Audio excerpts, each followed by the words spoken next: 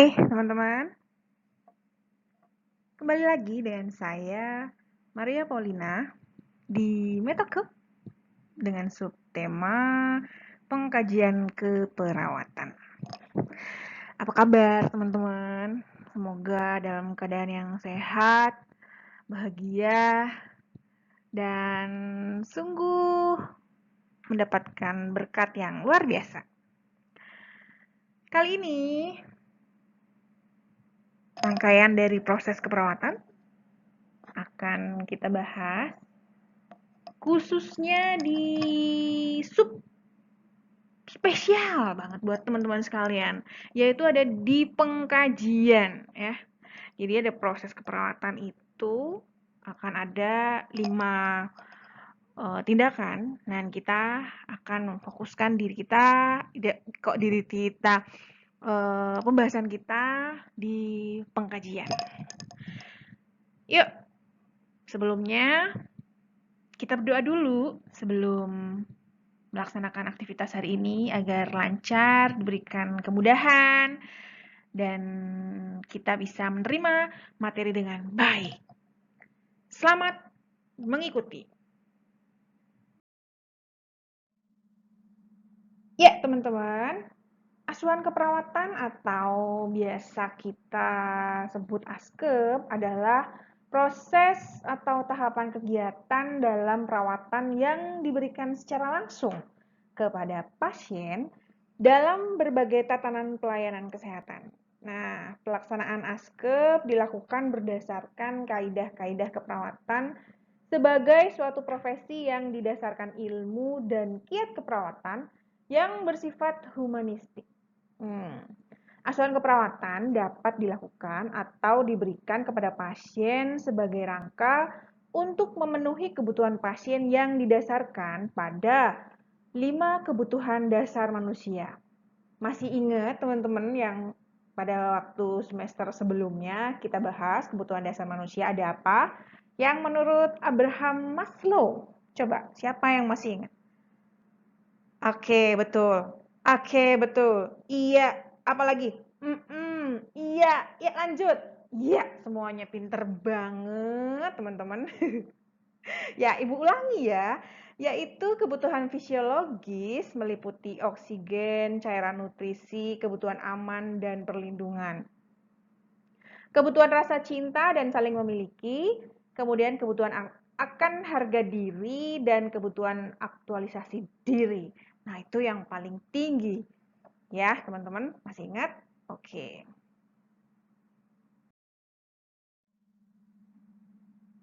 Baik, jadi proses keperawatan teman-teman pasti sudah pada hafal dan di luar kepala ya, karena kita bakalan ngobek-ngobek di pengkajian, analisa data, merumuskan diagnosa, merumuskan intervensi, tindakan, dan evaluasi.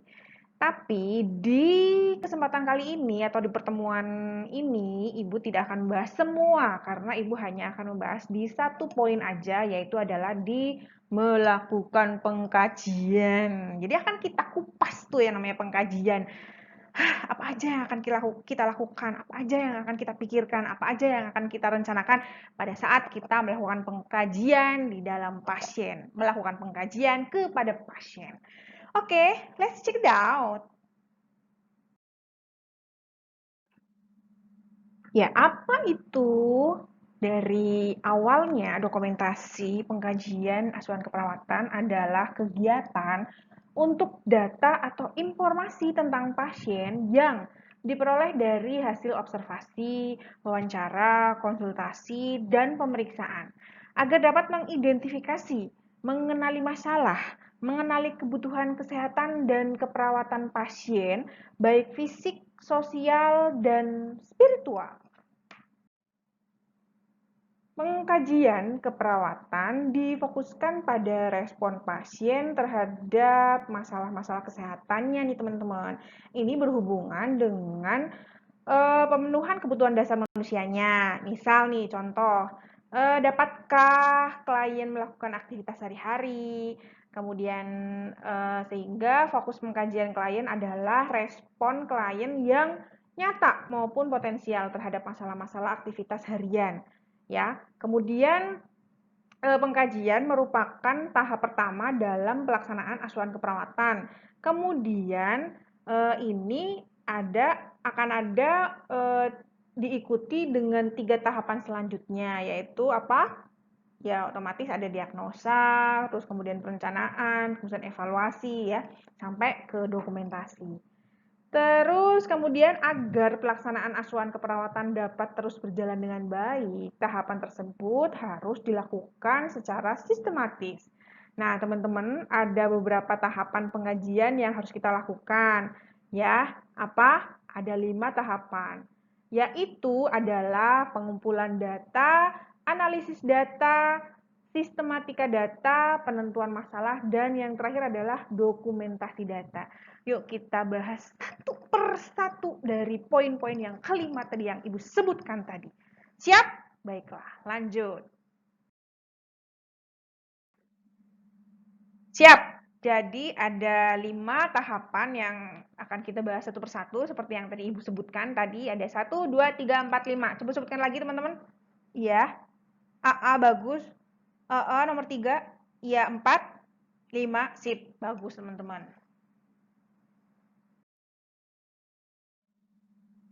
Kemudian yang pertama yang akan kita bahas yaitu adalah PULTA atau pengumpulan data.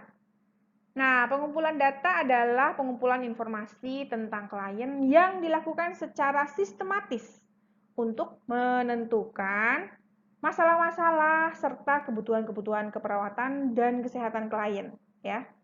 Kemudian pengumpulan informasi merupakan tahap awal dalam proses keperawatan. Dari informasi yang terkumpul didapatkan data dasar tentang masalah-masalah yang dihadapi pasien. Nah, selanjutnya data dasar tersebut digunakan untuk menentukan diagnosis keperawatan, merencanakan asuhan keperawatan, serta tindakan keperawatan ya. Untuk mengatasi masalah-masalah pasien tentunya. Nah, kemudian pengumpulan data dimulai sejak pasien masuk ke rumah sakit atau kita sebut biasanya adalah initial assessment. Selama klien dirawat secara terus-menerus atau ongoing assessment, kemudian serta pengkajian ulang untuk menambah atau melengkapi data atau yang kita sebut adalah reassessment.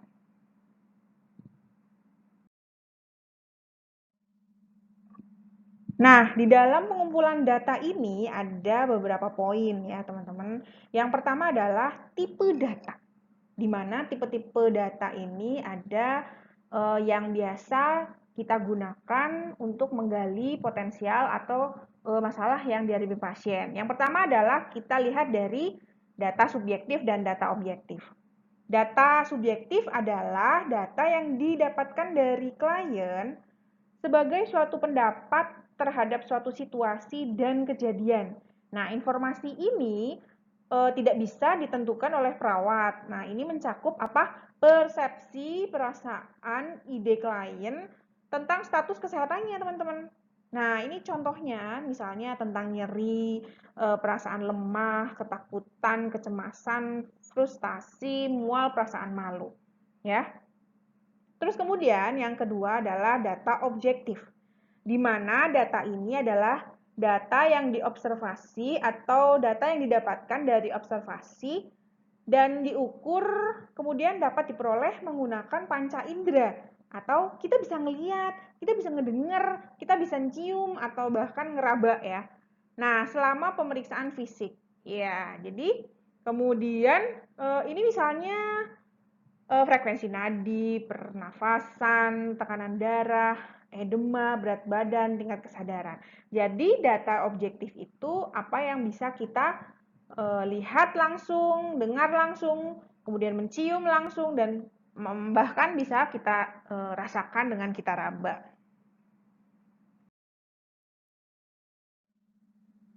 Karakteristik data ada 3 poin.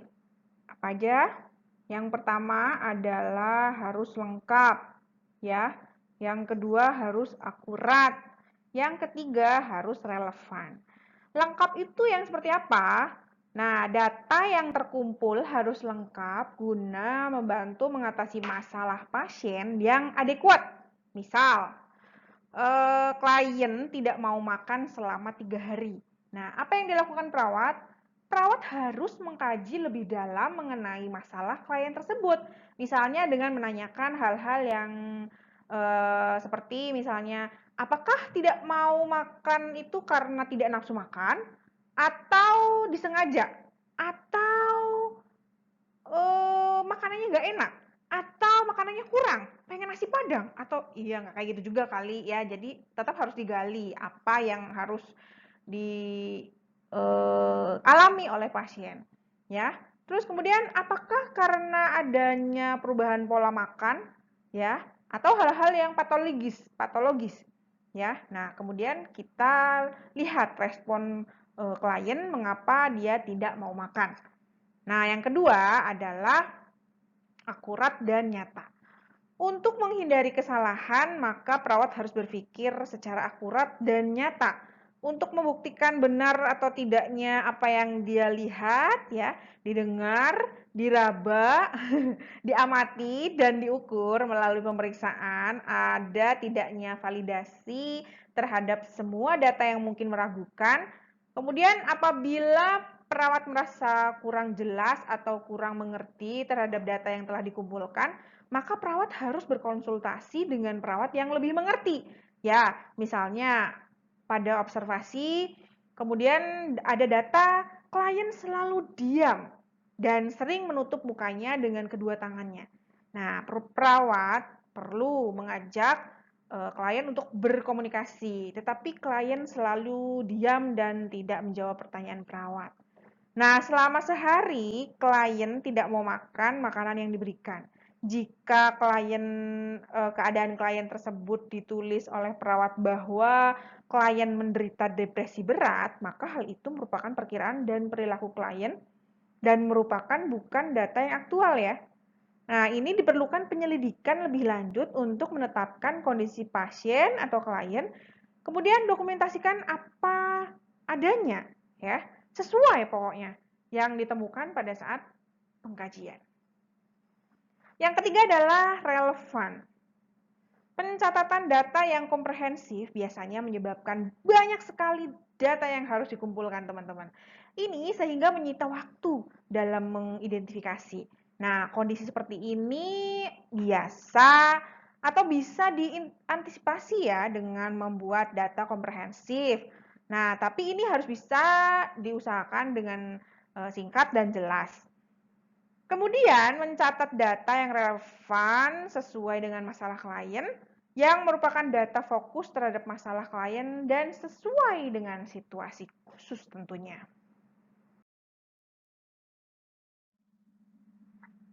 Selanjutnya yaitu adalah sumber data. Nah, kita mengetahui atau kita mengenal ada sumber data primer, sekunder, dan sumber data apa lagi? Ya, sumber data yang lain ya. Nah, yang primer itu yang kayak gimana teman-teman? Klien adalah sumber utama data ya. Kita bisa sebut klien itu adalah sumber data primer ya. Dan kemudian perawat dapat menggali informasi yang sebenar-benarnya mengenai masalah kesehatan klien. Yang kedua adalah sumber data sekunder. Jika klien mengalami gangguan keterbatasan dan berkomunikasi, atau memang ada kondisi tertentu di mana contoh ada kesadaran yang menurun, misalnya klien itu seorang bayi atau anak-anak atau klien yang dalam kondisi yang tidak sadar ya. Informasi dapat diperoleh melalui orang terdekat ya, seperti contohnya orang tua, suami atau istri, anak, teman, teman klien atau tetangga atau orang-orang yang membawa klien itu ke rumah sakit. Yang ketiga adalah sumber data lainnya ya. Kita bisa lihat dari catatan medis ya atau RM. RM maksudnya, atau anggota tim kesehatan lainnya ya. Kemudian kita bisa cek juga riwayat penyakitnya, kita bisa lihat dari RM sebelumnya, terus kemudian kita bisa lihat atau kita bisa cek dengan konsultasi dengan kolaborasi tim anggota kesehatan spesialis lainnya ya, khususnya dalam menentukan diagnosa medis atau dalam merencanakan dan melakukan tindakan medis. Nah, informasi itu dapat diambil guna membantu menegakkan diagnosa. Kemudian yang selanjutnya adalah pemeriksaan diagnostik. Kita juga perlu agar kita tahu pemeriksaan itu digunakan membantu mengevaluasi keberhasilan dari tindakan keperawatan. Kemudian kita cek juga sumber lainnya, misalnya dari perawat lain. Ya, nah, ini bisa dilihat dari misal jika pasien adalah rujukan dari pelayanan kesehatan lainnya, maka perawat harus meminta informasi kepada perawat yang telah merawat klien sebelumnya, ya. Terus kemudian kepustakaan, kita bisa lihat datanya secara komprehensif, misalnya dari memperoleh literatur yang lain, ya. Misalnya dengan metode pengumpulan data yang dilakukan dengan cara wawancara, observasi, pemeriksaan fisik, serta studi dokumentasi.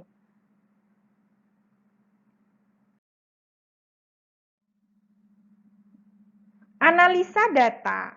Nah, ini merupakan kemampuan kognitif dalam mengembangkan daya berpikir dan penalaran yang dipengaruhi oleh latar belakang ilmu dan pengetahuan, pengalaman, dan pengertian keperawatan.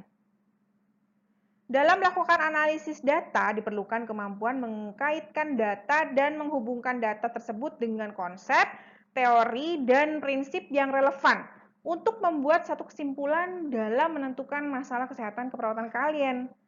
Ya, nah ini kita lihat ada beberapa poin yang perlu kita bahas. Yang pertama adalah fungsi analisa data, di mana yang pertama adalah dapat menginterpretasi data keperawatan dan kesehatan sehingga data yang diperoleh memiliki makna dan arti.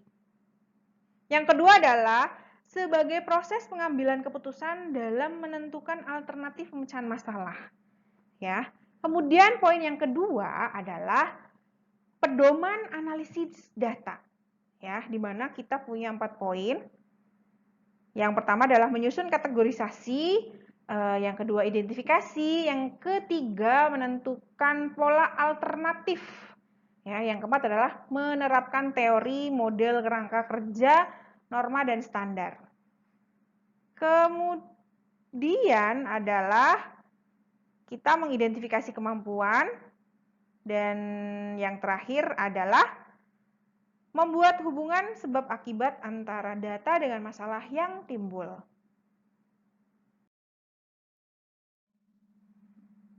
Poin yang ketiga, kita bisa cek yaitu adalah cara analisa data. Yang pertama adalah validasi data, kemudian teliti kembali data yang telah terkumpul. Yang kedua, pengelompokan data berdasarkan kebutuhan biopsikososial dan spiritual. Yang ketiga, membandingkan dengan standar. Ya, standar apa? SOP contoh. Terus kemudian yang keempat, membuat kesimpulan tentang kesenjangan atau masalah keperawatan yang ditemukan.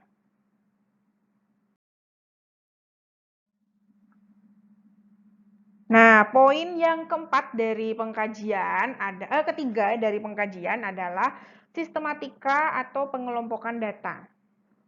Di mana pengelompokan data adalah pengelompokan data-data klien atau keadaan tertentu di mana klien mengalami permasalahan kesehatan atau keperawatan berdasarkan kriteria permasalahan.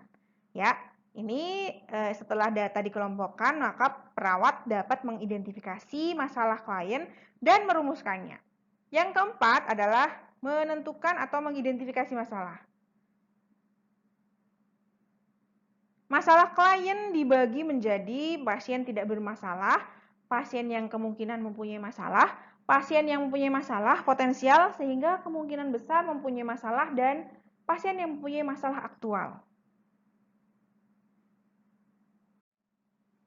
Nah, masalah klien ini atau penentuan identifikasi masalah ini merupakan keadaan atau situasi di mana klien perlu bantuan untuk mempertahankan atau meningkatkan status kesehatannya, teman-teman. Ya, atau misalnya dia udah merupakan pasien terminal, dia akan meninggal dengan damai. Ya, kemudian hal yang dapat dilakukan oleh perawat sesuai dengan kemampuan dan wewenang yang dimilikinya adalah yang pertama identifikasi, terus kemudian itu tadi membagi sebagai hal-hal yang perlu dilakukan untuk pokok identifikasi masalah.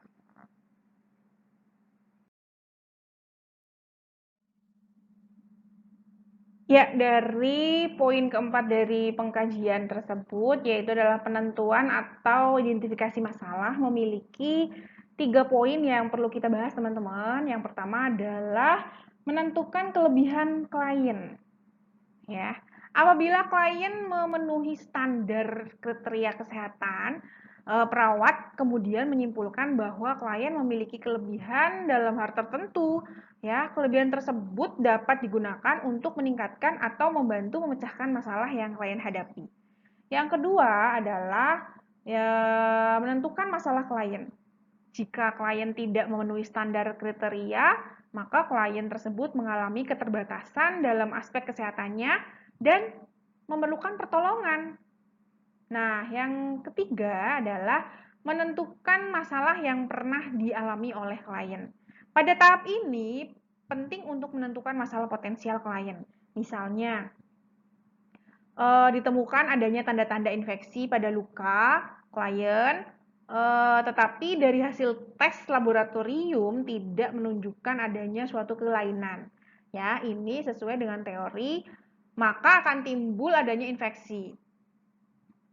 Perawat kemudian menyimpulkan bahwa daya tahan tubuh klien tidak mampu melawan infeksi. Nah, kemudian bagaimana cara mengatasi dari menentukan keputusan? Ya, yang pertama adalah misal pada poin tidak ada masalah, tetapi perlu peningkatan status dan fungsi ya. Dalam hal ini contoh kesejahteraan. Nah, tidak ada indikasi respon keperawatan, misalnya meningkatkan status kesehatan dan kebiasaan, serta daya inisiatif promosi kesehatan untuk memastikan ada atau tidaknya masalah yang diduga. Poin yang kedua adalah masalah kemungkinan atau possible problem, di mana pola mengumpulkan data yang lengkap untuk memastikan ada atau tidaknya masalah yang diduga. Yang ketiga, masalah aktual atau resiko atau sindrom, ya. Ini tidak mampu merawat klien karena klien menolak masalah dan pengobatan. Ya, mulai untuk mendesain perencanaan, pelaksanaan, dan evaluasi untuk mencegah, menurunkan, atau menyelesaikan masalah. Terus yang keempat adalah masalah kolaboratif. Konsultasikan dengan tenaga kesehatan profesional yang kompeten dan bekerja secara kolaboratif pada masalah tersebut. Ya, masalah kolaboratif adalah komplikasi fisiologis yang diakibatkan dari patofisiologi berhubungan dengan pengobatan dan situasi yang lain.